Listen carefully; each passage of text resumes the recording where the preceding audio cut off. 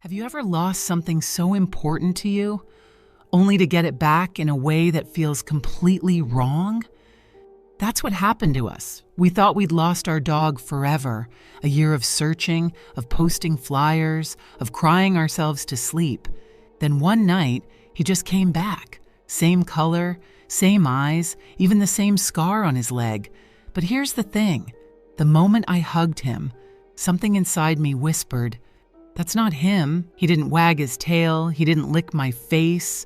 He just stared. And the longer we kept him in the house, the more things started to happen. Things I still can't explain. I should have trusted that voice inside my head, because what we let back into our homes, wasn't our dog. I'll never forget the sound of scratching at our back door that night. It was just after midnight, the house heavy with silence. My parents were asleep, the TV in the living room still flickering faintly from when Dad had dozed off. I was in the kitchen, pouring myself a glass of water, when the noise made me stop mid-sip. At first, I thought it was a raccoon, or maybe a stray cat digging through the trash, but the scratching was too deliberate. Slow, long drags of nails against wood, then a low whine. I froze, because I knew that sound. It was the sound I hadn't heard in over a year. "Max?" I whispered. Our dog, Max, had vanished the summer before. We'd searched the neighborhood for weeks, plastered flyers across town, even posted online. Nothing. It had broken Mom the most. She'd treated Max like her shadow, always baking him treats, brushing his coat in the evenings. Dad acted tough, but I'd caught him sitting on the porch with Max's collar in his hands. Eventually, we'd given up, and yet here I was, standing in my kitchen, listening to the unmistakable whine of my dog at the back door. My heart pounded as I unlatched the door, the hinges creaked, and the cold night air rushed in. There he was, Max. At least it looked like him. Same golden brown fur, same floppy ears, same eyes, dark, wet, and desperate. He wagged his tail slowly, almost mechanically, before stepping into the light spilling from the kitchen. For a second, I was too stunned to move. Then instinct kicked in. I dropped to my knees and called his name. "Max! Oh my God, Max!" He padded toward me, his nails clicking against the floor. I threw my arms around him, burying my face in his fur. He smelled different, earthy, like damp leaves and old dirt, but he was solid, warm. He licked my cheek once, stiffly. I pulled back, holding his head between my hands, searching his face. That's when I noticed it. His eyes, they were too right shape, the right color, but the way they moved, it was off. He didn't blink the way Max used to, with that quick, soft flutter. Instead, his lids closed too slowly, like he had to remind himself to do it. His gaze didn't dart around the room curiously. It fixed on me, unbroken, uncomfortably steady. I swallowed hard. "Mom! Dad! He's back!" I yelled. Footsteps thundered down the hall. My mom appeared first, bleary-eyed, pulling her robe tight around her. She froze in the doorway, hand flying to her mouth. "Max?" she whispered. Dad came next, glasses crooked, his expression hard to read. He stared at the dog for a long time before crouching down. "Where the hell have you been, boy?" His voice cracked. Max wagged his tail again, that same strange mechanical motion, and leaned into Mom's embrace when she knelt beside him. She cried into his fur, her shoulders shaking. I wanted to cry too, but something held me back, because the longer I looked at him, the more I noticed the little things, the stiffness in his movements, the way he didn't make a sound, not a bark, not a yip, not even the happy whine he used to give us. His ears twitched at odd moments, even when the room was silent, and then there were his paws. His nails were longer than they should have been. Far too long for a dog that had been living wild. They were sharp, almost like claws, and when he shifted on the linoleum, they made a scratching noise that set my teeth on edge. But Mom didn't notice. She just held him tighter, repeating his name over and over like a prayer. Dad finally stood, adjusting his glasses, his jaw tight. "Looks like he found his way home," he said. I nodded, but my stomach was tight with unease because as much as I wanted to believe it, something inside me whispered that this wasn't Max, or at least not the Max we lost. The first night Max was home, Mom insisted he sleep inside. She laid out his old dog bed in the corner of the living room, tucked a blanket around him like he was a child, and sat nearby until she dozed off on the couch. I went upstairs to my room, but I couldn't sleep. Every creak of the house had me listening, waiting. At one point, I thought I heard movement, pacing, slow, deliberate steps across the wooden floor downstairs. When I finally drifted off, I dreamed of scratching, long, dragging claws across walls and glass. The next morning, sunlight spilled through the blinds, and for a moment, everything felt normal. Max was stretched out in the kitchen, his head resting on his paws. Mom was cooking bacon, humming, lighter than she'd been in months. Dad was at the table, scrolling through his phone. "Vet opens at 9, he said. "We'll take him in, get him checked." "Good idea," I said quickly, grateful someone else was being practical, but Mom's face fell. "He just got home. Don't stress him right away, let him settle first." Dad didn't argue, but the look in his eyes told me he didn't like it either. As we ate breakfast, I kept sneaking glances at Max. He wasn't eating. Normally, the smell of bacon would have had him begging, tail thumping against the floor. Instead, he just lay there, watching us, not sleepy, not relaxed, just watching. His eyes flicked between each of us in turn, steady and unblinking like he was studying us. That was the first little thing. The second happened later that afternoon. I was in the backyard shooting hoops when Max padded outside. His nails clicked against the patio as he crossed the yard, slow and deliberate. "Hey, buddy," I called. I bounced the ball his way, half expecting him to chase it like he always used to. He didn't. Instead, he stopped, watching the ball roll past him into the grass, his head tilted just slightly, as if he was confused by what it was. I frowned. "Come on, Max, fetch." He didn't move. Finally, he sat down, his eyes locked on me. It wasn't playful, it wasn't curious, it was focused, in a way that made my skin crawl. I went inside after that, telling myself I was imagining things. The third little thing happened that night. I woke to a noise. It wasn't scratching this time, it was breathing. I sat up, heart hammering, straining to listen.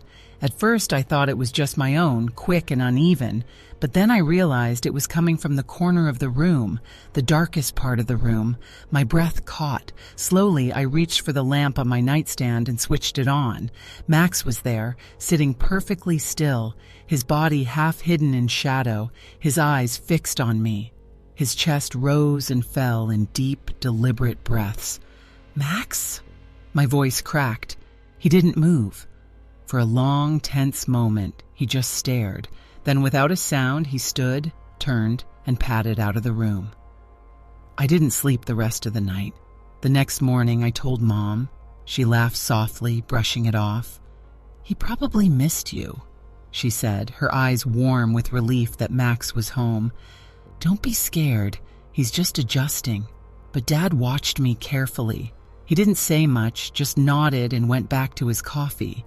Still, I couldn't shake the feeling that something wasn't right, because the dog in our house might look like Max, but I wasn't sure anymore that he was Max. The days that followed blurred together. Max was everywhere, and yet not Mom acted like nothing had changed. She talked to him in that soft, sing-song voice, scratching behind his ears like he was still the same dog we'd lost. He tolerated it, standing stiff under her hand, his tail giving the smallest, unnatural twitch instead of the wag we remembered. Dad avoided saying much. I noticed him watching Max the way I did.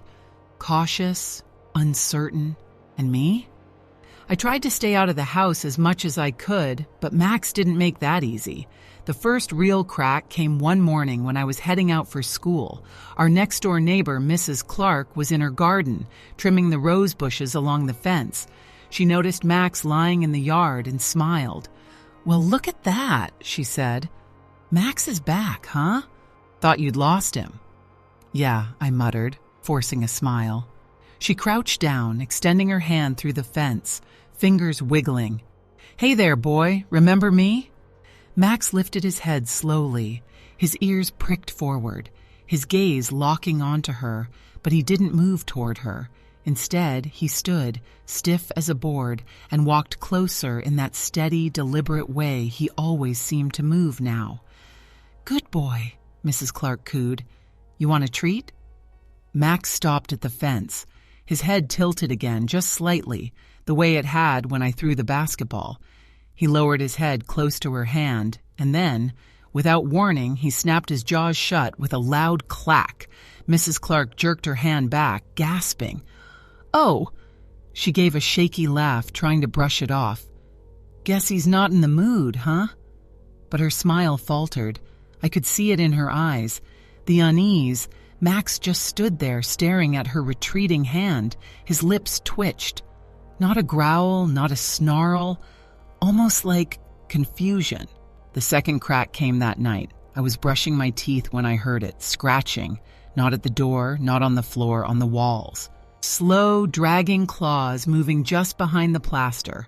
Up the hallway toward my room, I froze, toothbrush hanging from my mouth, foam dripping down my chin. Then silence. When I finally forced myself to open the door, the hall was empty, but Max was there, sitting at the far end, his golden brown fur gleaming faintly in the low light, watching me. The third crack came the next morning. Mom was in the kitchen making coffee when she gasped. I rushed in and froze. The window over the sink had deep, vertical gouges running down the glass, 5 perfect lines, too high up for Max to have reached unless he had stood on 2 legs. Mom turned to me, her face pale. A raccoon, maybe? She whispered. But neither of us believed that. That night, Dad finally spoke. We were in the living room, the 3 of us sitting in tense silence while Max lay on the rug, eyes half open, still and watchful. Dad cleared his throat. Tomorrow, we're taking him to the vet. No excuses. Mom started to argue, but he cut her off, his voice sharp. This isn't right, Sarah. His eyes flicked toward Max. That's not our dog. Max's head lifted, his ears twitched, his eyes snapped open, and for the first time he bared his teeth, not in anger, in a smile. The next morning, Dad loaded Max into the car. Max didn't resist. He climbed into the back seat when Dad opened the door, but he didn't sit, the way normal dogs do. He sat upright, spine pressed against the seat front legs, hanging stiffly at his sides, like a passenger, like a person. I sat in the front, trying not to look at him in the rear-view mirror. But every time I did, his eyes were already waiting for me. At the vet's office, things unraveled quickly. The waiting room was crowded, cats in carriers, a couple of dogs on leashes, their tails wagging. But when we stepped inside with Max, silence fell. Every animal froze. A husky tucked its tail and started whining, straining against its leash. A tabby hissed, slamming itself against the back of its carrier. Even the parrot in the corner cage let out a terrified shriek. Max just stood there motionless. His mouth hung slightly open, tongue dry and pale, like he was mimicking what a dog should look like. The receptionist forced a smile, though her knuckles went white around her pen. Dr. Harris will see you in a minute. When they finally called us back, Dr. Harris greeted us warmly. Until he laid eyes on Max, the smile froze on his face. Well, let's take a look, he muttered, leading us into the exam room. He tried to coax Max onto the table, but Max leapt up by himself, not like a dog, like something that knew how to move its body with precision. Good boy, the vet murmured, forcing calm. He pressed his stethoscope against Max's chest. Silence. No heartbeat. Dr. Harris blinked, frowned, tried again. Adjusted the earpieces, pressed harder. Still nothing. I could see the sweat forming on his brow. I must need new batteries in this thing, he muttered, voice shaky. He checked Max's eyes next, shining a small pen light into them. Max's pupils didn't contract. Instead, they rippled like drops of ink spreading through water. The vet stumbled back, nearly knocking over his stool. Excuse me. I need to grab something from the back. He hurried out the door, leaving us in the room with Max. The door clicked shut.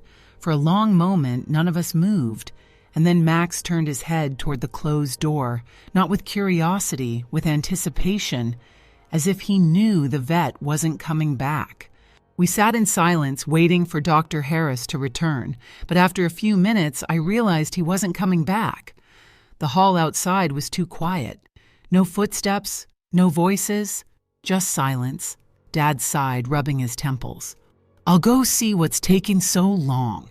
But before he could move, Max did something I'll never forget. He smiled. Not a dog's goofy grin, no tongue, no panting. His lips pulled back in a slow, deliberate curve, stretching far wider than they should. Rows of teeth gleamed sharper and longer than I remembered. Then with a sudden snap, his jaw unhinged, not like a dog yawning. Like a snake, I stumbled back against the counter, my heart hammering. Dad froze in place, his eyes wide. Max's body began to twitch, jerking unnaturally like his skin didn't quite fit what was inside. His fur rippled as something underneath shifted, pressing against the surface like it was trying to crawl free. The sound came next, a low gurgle, then a wet choking noise, and then a voice, but not a human voice. Not a dog's either. It was both. It spoke my name. Emily. I nearly screamed. It wasn't my imagination. The sound slithered out of Max's throat, broken, distorted like a recording played backward. Dad grabbed my arm, pulling me toward the door. But Max was faster. He leapt off the exam table, only he didn't land. He clung to the ceiling. His legs splayed out like a spider's claws, digging into the tiles. His head swiveled 180 degrees, watching us, his jaw still hanging open.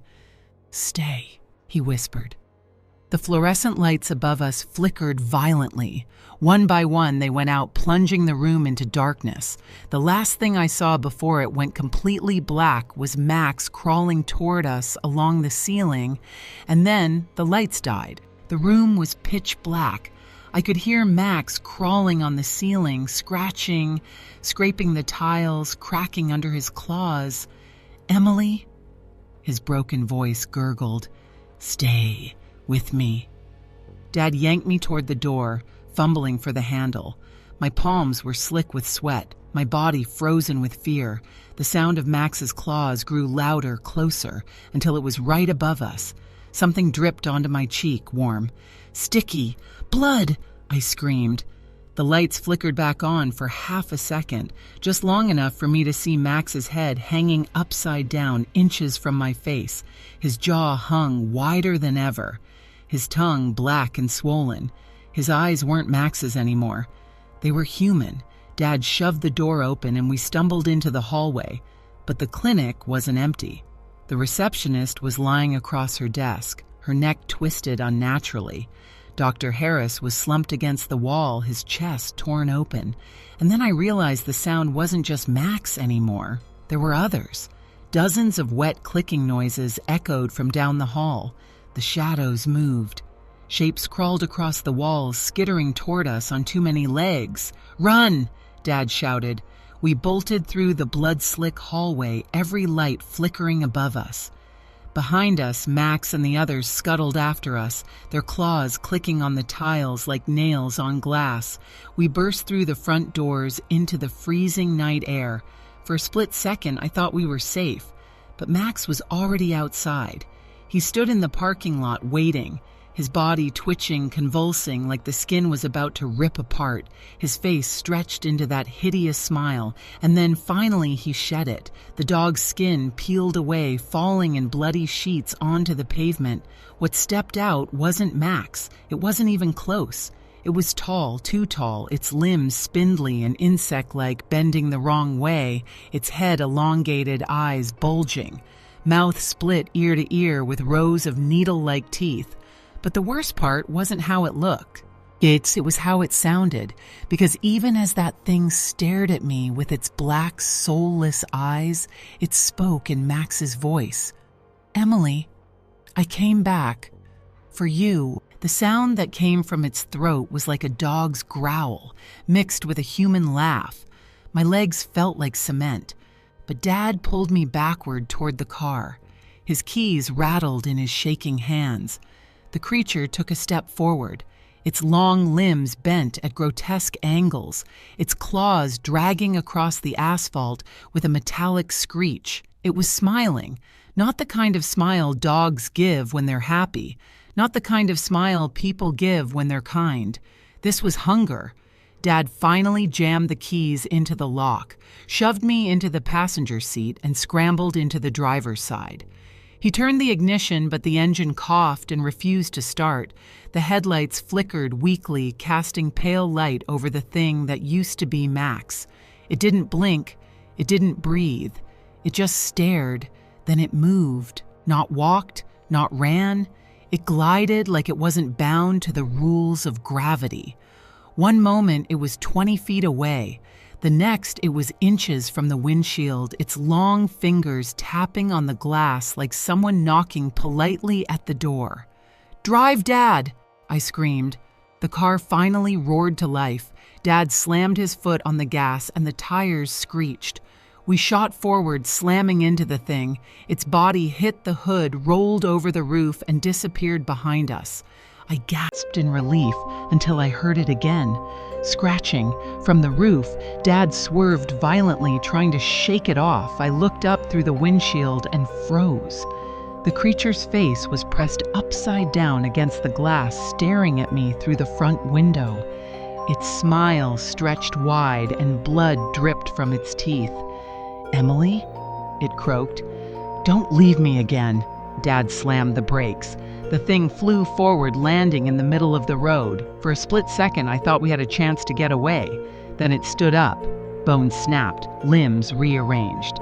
Its head tilted in an unnatural twitch, and then it started moving toward us again. But this time, it wasn't just crawling, it was running. The headlights cut through the night as Dad floored the gas. The speedometer climbed, but no matter how fast we went, the thing was faster. Its elongated frame was sprinting in the darkness, its body moving with jerks and spasms like a broken puppet. The claws scraped sparks as it ran along the pavement, gaining on us. My stomach dropped when I realized it wasn't chasing us, it was hurting us. "Where the hell do we go?" Dad shouted, swerving around a curve. I didn't know. The road stretched endlessly ahead, the trees on both sides swallowing us in shadows. But then, through the blur of headlights, I saw the old steel bridge up ahead, the one that crossed the river, the one with gaps in the railing. "Drive onto the bridge!" I yelled. Dad didn't ask why. He turned sharply, and the car rattled across the bridge, the metal groaning beneath us. The creature followed. It slammed onto the hood, denting the steel, its claws tearing through the metal as it began pulling itself toward the windshield. Its face pressed against the glass again, skin splitting into that awful, unnatural grin. "Emily," it croaked, voice wet and broken. "Don't run from me, I'm home." I grabbed the only weapon I could find, Dad's heavy flashlight from the glove box. As the thing raised its claw to smash through the glass, I swung. The flashlight cracked the windshield where its head pressed. The impact sent it sprawling onto the bridge. Dad swerved hard. The car clipped the railing. For a moment, I thought we were going to plunge into the river, but instead, the monster lost its footing. Its twisted body slammed against the edge of the bridge. One claw latched onto the railing. Its other arm reached out toward me, stretching impossibly long, nearly brushing my face through the window. "Stay," it rasped. "Stay with me." And then, the metal snapped, the thing plummeted into the dark water below. We didn't stop driving until we reached town. Dad pulled into a gas station, killed the engine, and just sat there shaking. Neither of us spoke. Finally, he whispered, "That wasn't our dog." I wanted to believe him. I wanted to convince myself it was gone, but as I stared out the window at the shadows, I could still hear it in my head. That broken voice, that awful grin, those words that will never leave me. Don't leave me again.